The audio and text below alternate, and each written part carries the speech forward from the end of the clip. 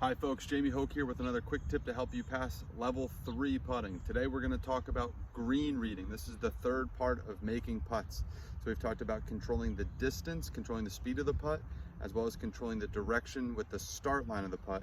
Now we're going to talk about reading the green, so understanding how gravity is going to affect which way the ball rolls. And a great way to start to understand how to read a putt is getting an understanding of how the uphill and the downhill, so where the high side of the putt and the low side of the putt is.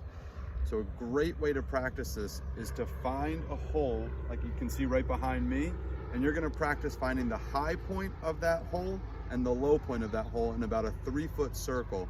And if you place a ball at that spot, it should be a straight uphill or a straight downhill putt. So what you're gonna do is you're gonna look at the hole, and we can see the far side of the hole here is our high side and the near side is going to be our low side, but we want to find that exact spot where the high point and the low point is. To do that, you can walk in a circle around the hole, and at some point you'll feel yourself walking uphill and switch to downhill.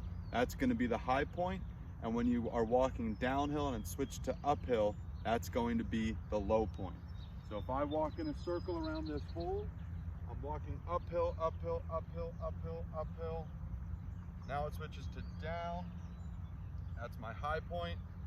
Now I'm walking downhill, downhill, downhill, downhill, downhill, up.